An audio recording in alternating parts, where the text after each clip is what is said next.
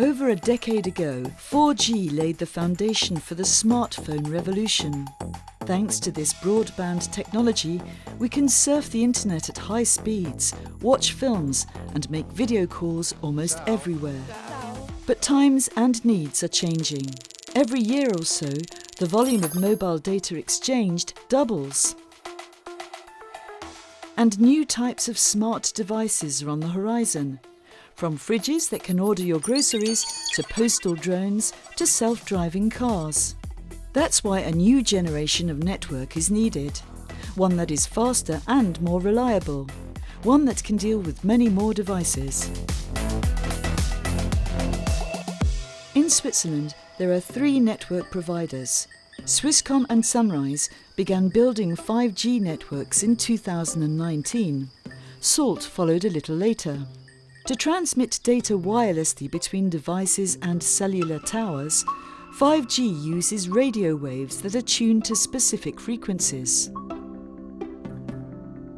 The frequencies allocated for 3G, 4G and now 5G are in the 700 MHz to 3.8 GHz range.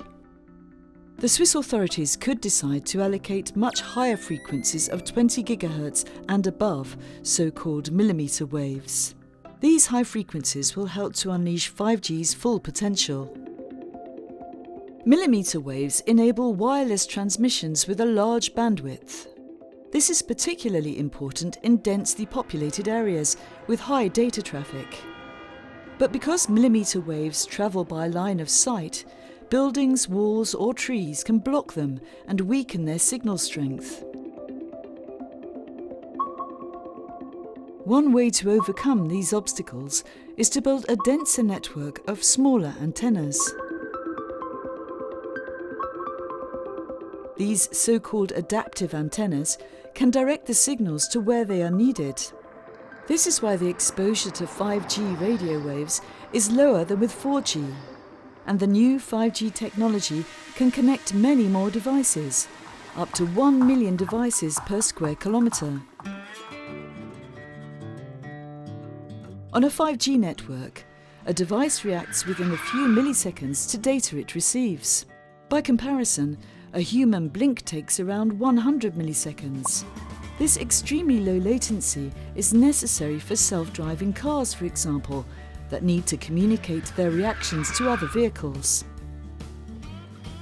But the rollout of 5G is not without risks and concerns.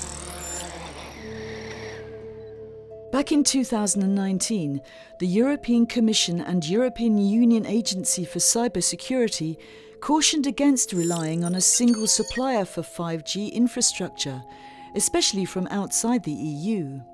Mobile network providers can avoid technological dependencies and limit the risk of espionage and sabotage by using multiple suppliers. Swiss network providers are free to decide where they want to source their infrastructure and assess the risks themselves. In the EU, however, a limitation of the use of network elements could be legally introduced when there's a risk of an authoritarian state being involved. It's unclear whether Switzerland will implement a similar law at some point.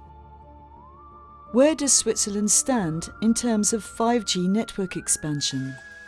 Like in most European countries, Switzerland's 5G network is still based on 4G core infrastructure.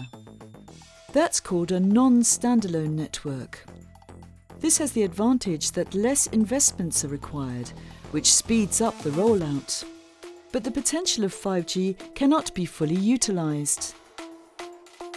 China and the US, for example, are already implementing standalone 5G networks and can therefore make progress in new applications such as self-driving cars. Switzerland could fall behind.